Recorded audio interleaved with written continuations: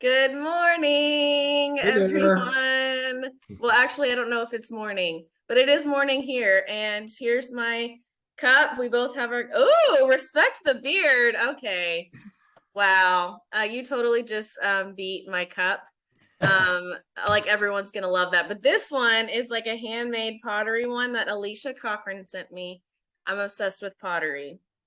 So I love this, but the beard is going to go over very well with a few men that we both know and love. So kudos to that. So I'm super excited to get to introduce a lot of you to this guy right here. He has not been at Movement super long, but he's probably one of the most inspiring people that I've gotten to know. And I'm just really excited that he's here on the team. And he's been really involved in an organization that's near and dear to his heart. And I'm excited for you guys to hear about just his passion and the way that it's impacted him. And so without further ado, Mr. Harrington, will you tell us, first of all, a little bit about yourself and then how you got to Movement? All right, perfect. So before I even get into any of that stuff, what I really like to do is, and I'm going to give you a huge compliment. Hopefully you will receive it. Oh, Lord. And because what you're doing right here with this platform is so awesome for a couple of reasons. First of all, you are highlighting individuals that truly have a passion and care about something in their lives, whether it's their personal life or their professional life. The other thing that you're accomplishing by doing this is you are educating the masses. See, when people are involved in something, that information is important to a lot of people, and your platform is allowing a lot of people to get access to that information, which is super cool. So please receive that compliment. I do. Thank you. That was so intentional. Wow. Not expecting that. I didn't pay him to say that, by the But it's true though, right? It's true. So way. I appreciate it. listen, I'm just an everyday guy like anybody else. We all have stories. I Yes. obviously, you can see the background here. I was in the Marine Corps, and my picture is the one that's damn near in black and white. So that means that was a I long was going time to ago. ask, is that you? That's me. So that's a long time ago. But the Marine Corps lives in me, and it will Mm, always be a part of my life. And you know, you've heard this saying, "Once a Marine, always a Marine." yes.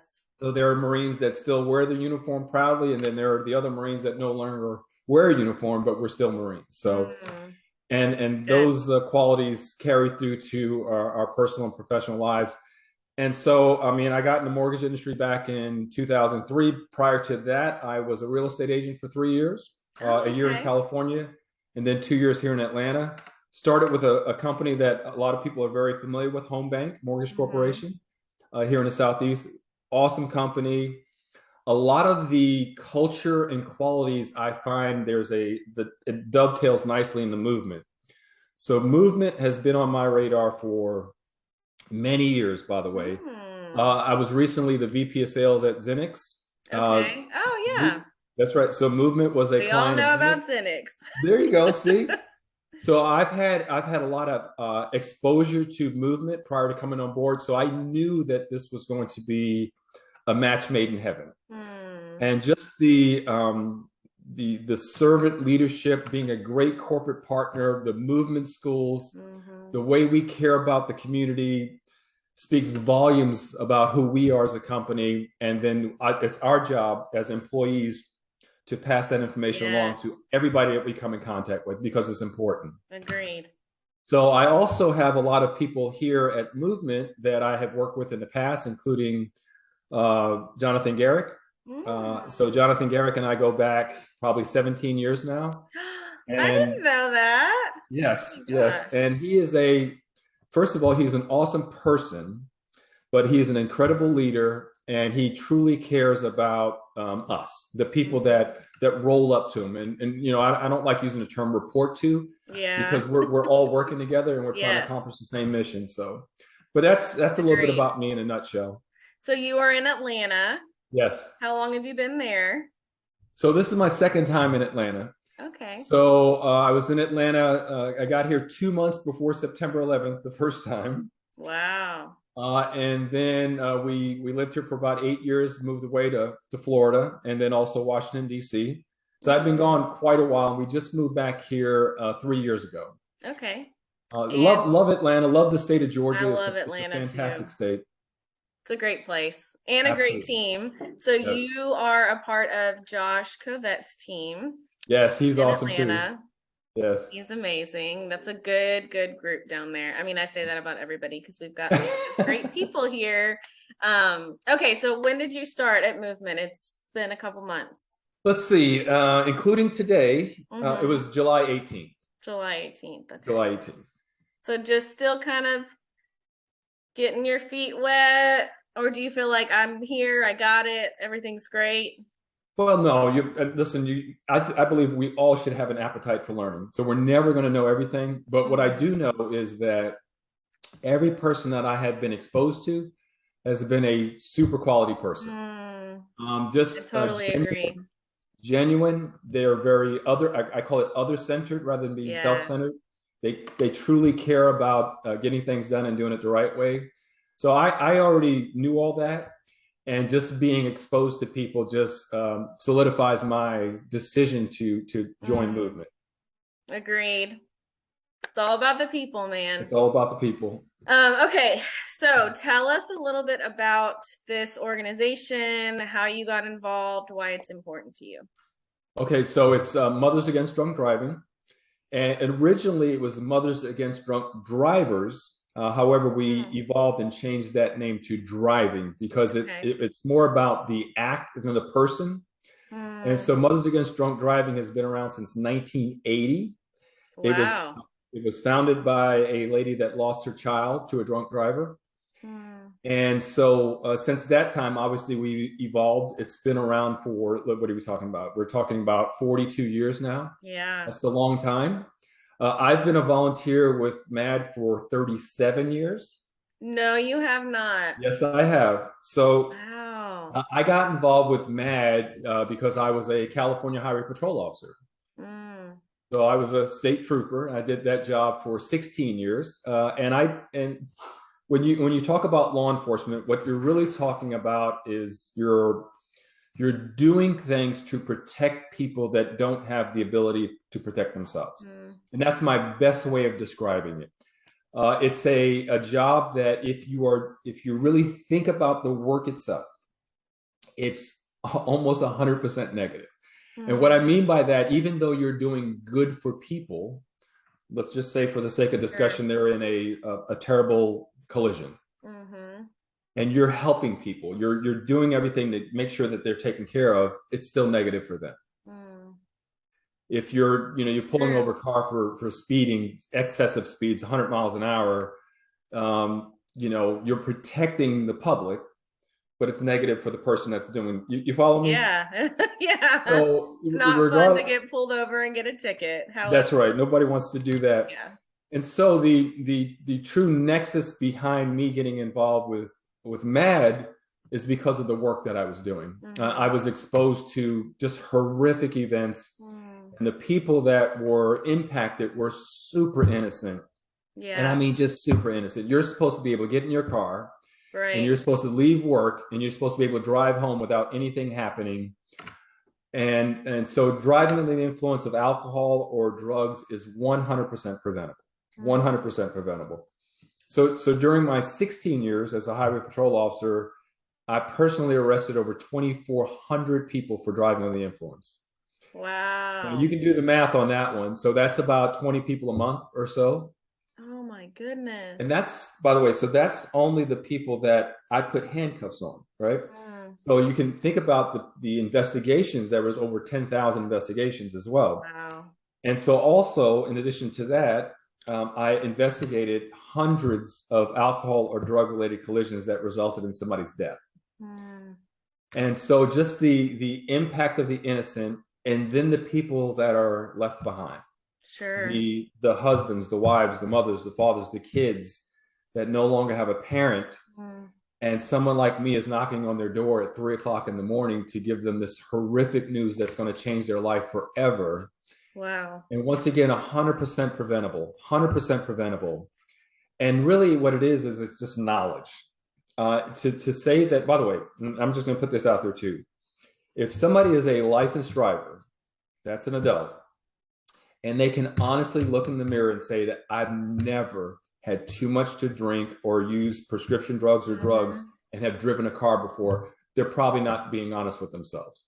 So I know I've done it before. Obviously, it's been more than 37 years since I've done it, but so it's not necessarily about the person, but it's about awareness. So what MAD does is it brings awareness and educates the public, but it's also there's an advocate for the victims. They're in court with families. Okay. They're waiting for those cases of the person that did something to their families to be adjudicated. And Jen, let me just tell you something. These are long journeys. If something happened today, more likely than not, the end of those consequences wouldn't be for 4 years. Wow. Imagine being that family and you lost a loved one, or you have someone that has a traumatic brain injury or something that you've been caring for on a daily basis. And the person that impacted your family like this has not received their consequences, and it's been 4 years. So that's just, it's devastating. And then so we have, there's also all kinds of victims specialists that work closely with the families. There's also a legislative arm that we try to work with the state legislatures and federal government to enhance the laws that will make things safer for everyone. I believe that there's laws in place now that require the interlock system in some states where they have to blow into it. New vehicles coming out, it may be mandatory that these vehicles have this. There are 10 states. Are you ready for this? There are 10 states. Right now, if someone kills a parent and they leave behind a child, they are required to pay child support for that child until they're 18 years of age. So there's 10 states right now, and obviously all that stuff expands. The legislative part of things, and I'm sharing the rosy part with you, but this is the uphill battle. This is the uphill battle. And once again, I just shared with you, if someone can look in the mirror and say they've never done it before, that includes legislatures and people that work in the government. So a lot of times these are just on a tortoise snail pace to get things done. And it takes a special expertise to be involved in that part of it. That's not my expertise at all. And it's frustrating when you know that this is really important and it impacts everyone. It's much like cancer. It doesn't discriminate. It doesn't matter what station of life you're in, what your religious beliefs are, your nationality. It doesn't matter at all. It will impact everyone. So awareness is important. And I'm just going to share these little nuggets right here. Yes, please. So a standard drink is a 12-ounce beer, a 5-ounce glass of wine, and 1.5 ounces of 80 proof liquor. A standard drink. The average American female weighs 166 pounds. The average male weighs 169 pounds. If you have one of those standard drinks in an hour's time, your blood alcohol level will be a 0.02. So now think about the legal limit in most states is 0.08. If you had 4 of those drinks in an hour, you'd already be a 0.08. So the more you drink, the absorption rate varies. You're going to have a higher blood alcohol content. But this is the important part. What never changes, what remains constant, is how it leaves your body, the burn off rate. You only lose 1 standard drink an hour. So regardless of what you do, you're only going to lose 0.02 an hour. You can drink coffee and you'll just be a wide awake drunk. You can do jumping jacks and exercise. Nothing is going to lower that other than time. So that's where the planning comes in. So if you know you're going to go out to dinner, you're going to have a couple of glasses of wine, and you spent an hour and a half there, you're good to go. You're fine. But if you're pounding them and you're like, it's time for me to go after being at the bar all night, that's not good. And so this is the last thing I'm going to share about this. And once again, it's 100% preventable, awareness, and all we have to do is plan ahead. If I know I'm going out and I know I'm going to participate in some drinking, then I'm going to either Uber over there, or I'm going to have a ride, one or the other. I'm not going to drive myself, because once you start drinking, your ability to think logically is reduced dramatically. You just don't have it. You can't control it. So, and a lot of us are on this planet because we've had too much to drink, by the way. And we've met somebody late at night. And anyway, you know what I mean. So Hmm. alcohol has a way of doing things to people they would not ordinarily do. Yes, I agree. And that's interesting. I honestly, I mean, it's helpful to know about that, to be Mhm. able to think again. I think it's important to just plan ahead the timing of it and to know like this is what I need to do in order to keep not only myself safe but like everybody else. And it's not difficult to call an Uber or to ask a friend. And I think sometimes in our heads we think, "Oh, I'm fine, like I feel fine, I can talk, I can walk, whatever." But ultimately, yeah, it's just when you have that shift in mindset of one small decision can affect so many people.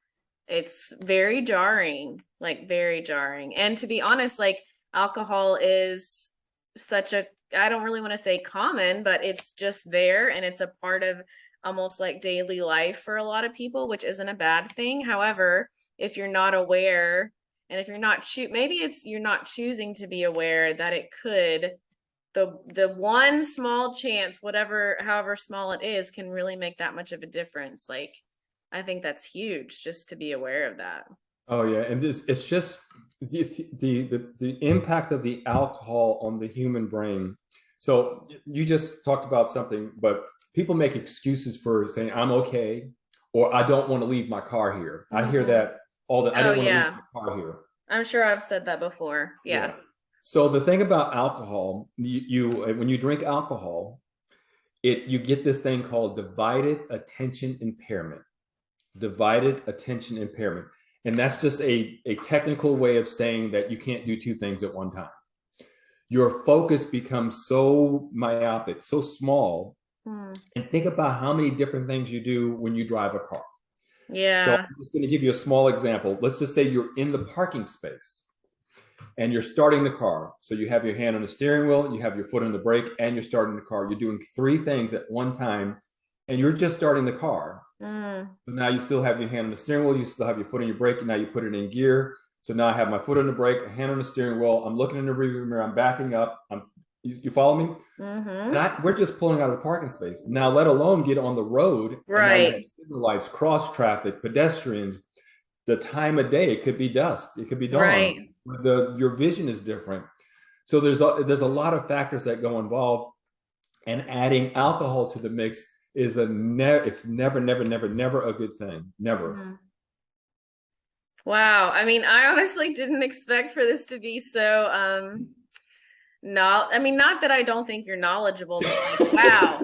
Like you've got, I mean, I feel convicted and challenged. Yeah. And I think that's part of what being an advocate is about though. Like I love that you're so passionate about it and that you've committed so much of your life. Like I don't know that I've ever met anybody that's been involved in a nonprofit in a service capacity for that long of a time. And so for me, that is so inspirational. But also I just love that you're an advocate for this, for all of those people Yeah. that you have been a part of their lives, that you have made a difference in. And then now for all of the people that are going to watch this, like getting to learn a little bit more about this organization, but also just about like how we as humans can be operating in a way so that we can just love each other better and care for each other better. Like that's what we're all about at Movement. And I just wasn't expecting all of this. So I am like super thankful for you, just like who you are, how you show up, and the way that you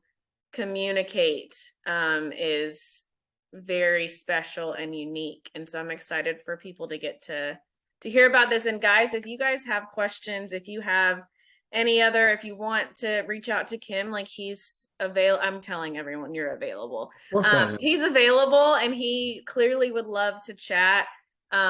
If you're interested in learning more about the organization, I'm going to have the link and some other information in the email that I send out. But just want to encourage you guys too, like if there is something that you really care about, it's worth getting involved in. And even if you're just one person, like I think you mentioned at the beginning, like we're all just like normal people living our lives, but I do believe God gives each of us different passions and different things to care about so that we can impact the world on a scale of whoever we have influence with in our lives. And everybody has influence, everybody has leadership. I'm on a soapbox. So, Kim, any last words before we wrap up? Well, this is the last word. Okay. The last word for me is that we're all human beings. We all have errors in judgment. That does not make us bad people.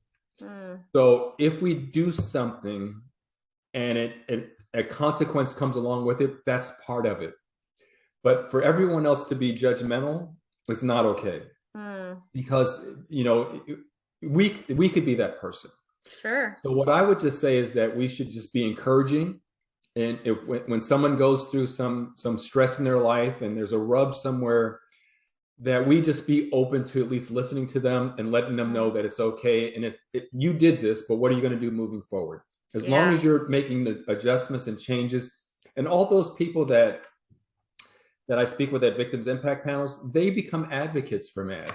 That's my goal. My goal is for them to go out and make a difference. And that's what it's all about. Yes, the ripple effect. Yes. I love that. And I like, this has even like inspired me. Like now I want to do something about it because it's, yeah, I guess you don't really realize just how much things are happening and how people are suffering all around us. Like the idea you don't know what people are going through, even if you sit next to them at work every day. And especially this is one of the things I keep repeating is working remote. So many of us are working remote. We really don't know how many people are actually struggling because we don't see each other's faces as much anymore. So this is just one other kind of like light bulb moment to me of like checking in on people and offering to show up and be with people because we just need each other. We really 100%. Do. So, well, I appreciate you and thank you guys so much for watching. I know this one was a little bit longer, but I think all of this information is so important and so necessary right now. So I appreciate it and y'all have a great rest of your day.